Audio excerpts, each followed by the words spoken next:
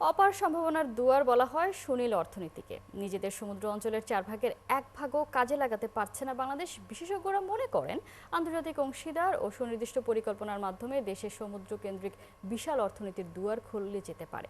বঙ্গোপসাগরের অপার সম্ভাবনার প্রথম পর্ব তুলে ধরছেন সুফিয়ান ফারাবী। বাংলাদেশের সমুদ্র সীমানা 1,18,000 বর্গ কিলোমিটার, আয়তনের দিক থেকে যা স্থলভাগের 80%। বিশাল এই সমুদ্র অঞ্চল বাংলাদেশের অর্থনীতির জন্য বিপুল সম্ভাবনার। সমুদ্রভিত্তিক অর্থনীতির মূল উৎসগুলো হলো মৎস্য ও খনিজ সম্পদ আহরণ, বিদ্যুৎ উৎপাদন এবং জাহাজ নির্মাণ ও রিসাইক্লিং। এর একটিতেও কাঙ্ক্ষিত অবস্থানে নেই বাংলাদেশ। নিজেদের সমুদ্র সীমানা ব্যবহার করে ইন্দোনেশিয়া আয় করেছে প্রায় $8 বিলিয়ন। সুনীল অর্থনীতিতে থাইল্যান্ডের উপার্জন 4 বিলিয়ন। অন্যদিকে একই ধরনের সামুদ্রিক অবস্থানে থাকলেও বাংলাদেশের উপার্জন মাত্র 400 মিলিয়ন, তাও আবার চিংড়ি ও ইলিশ রপ্তানির উপর নির্ভর করে। অক্সফোর্ড ইউনিভার্সিটির ভিজিটিং প্রফেসর ও জাহাঙ্গীরনগর বিশ্ববিদ্যালয়ের অধ্যাপক ডক্টর তারিকুল ইসলাম মনে করেন, এ খাতে এখনই গুরুত্ব দিতে হবে।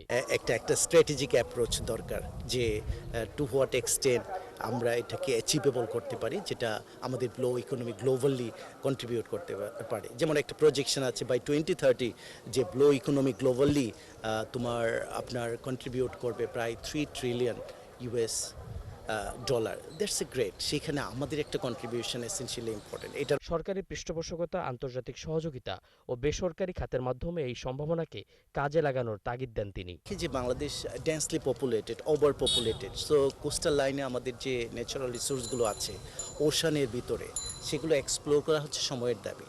আমরা গ্লোবাল সাউথে আমরা technically is not capable enough to do everything. সেই জন্য we need partnership with like minded countries. For example, আমি শুনেছি যে আমাদের দেশে স্ক্যান্ডিনেভিয়ান কান্ট্রি, ইউরোপিয়ানের বেশ কয়েকটা টেকনিক্যাল টিম কাজ করছে। That's good. This is how we can make sure 100% utilization of our ocean resources. থাইল্যান্ডে দায়িত্ব পালন করা সাবেক রাষ্ট্রদূত আব্দুল হাই মনে করেন, নৌবাহিনীর সঙ্গে সমুদ্র বিশেষজ্ঞ ব্যক্তিদের কাজে লাগানো যেতে পারে।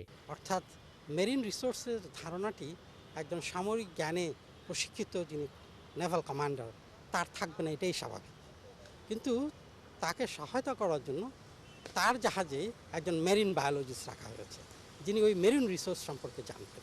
আবার একই সঙ্গে তারা এই ধরনের রিসার্চ ভ্যাসেল, কারণ ভ্যাসেলটি চালানো প্রয়োজন, কিন্তু ভ্যাসেল চালানোর পরে কী ধরনের পানির স্যাম্পল নেওয়া হবে, কোন স্তর থেকে নেওয়া হবে, সেটি জানবে ওই মেরিন বায়োলজিস্ট। সামরিক ও অসামরিক বিশেষজ্ঞদের মাধ্যমে গঠিত বিশেষ ইউনিট ভালো ফলাফল দিতে পারবে বলেও মনে করেন তিনি। সুফিয়ান ফারাবী, ৭১, ঢাকা।